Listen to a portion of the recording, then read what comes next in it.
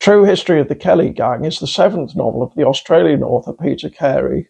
First published in the year 2000, it went on to win the Booker Prize and the Commonwealth Writers' Prize. Despite its title, it's really a fictionalised autobiography of the gang's leader, Ned Kelly. It begins with an account of his childhood and finishes with a few additional contemporary sources that give a terse account of his final days. The story is so well known, there's really no danger of me giving spoilers. Born in 1854, Ned Kelly grew up to become a bushranger, a 19th century Australian outlaw, and he wore a homemade suit of armour during his last shootout with the police. Surrounded and heavily outnumbered, 3 members of the gang were shot dead.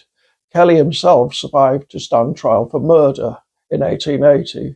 After he was hanged, he became a folk icon. Carey gives Kelly an incredibly individual voice, 3/4 literate, but highly intelligent and deeply sensitive, which also feels authentic. Kelly is tough, yet prim enough, as a 19th century outlaw might well be, to censor cuss words for the benefit of his daughter, for whom this novelised account is written.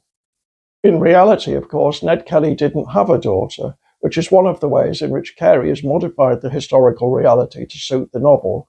Given that Kelly can still be a divisive figure amongst Australians, not everyone sees him as a hero, what's the author's purpose here? My suggestion is that he's mainly concerned to show how a person may occasionally be forced into a life of crime. It's common to hear objections to that notion along the lines of, no one ever has to do wrong, there's always a choice, always the option of saying no, etc. Carey presents Ned Kelly as a thoroughly decent person throughout. However, a raft of inherited material disadvantages, the persistent force of prejudice, systematic discrimination by the authorities, bad luck, and an inhospitable climate combine for all practical purposes to force his hand. However true it may be theoretically that one can always resist a life of crime, most readers will probably conclude that the Ned Kelly depicted in this novel holds out far longer than might reasonably be expected. In other words, what we have here is not just a meditation on crime and the moral responsibility of the individual, but also on what society owes the individual. Towards the end, the novel also manages to raise questions about the mythical features of a character like Ned Kelly. One of the men who stands most consistently against him is a schoolteacher who manages to save a train full of police officers at significant risk to his own life.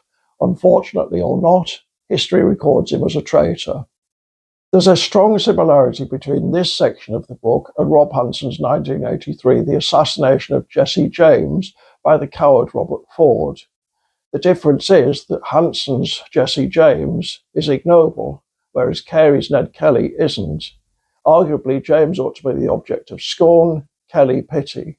By what processes did they both become objects of veneration? That raises questions about how far we can ever know any historical figure. It's difficult enough to know friends and family, but with someone long dead, all we have are sources, the best of which probably don't agree, sometimes even internally. Either way, True History of the Kelly Gang is an outstanding work of fiction. It's pacey and the characters are robust. It's one of those rare literary novels that succeeds on its own terms, poses important questions, and as a page-turner, outdoes the majority of commercial novels.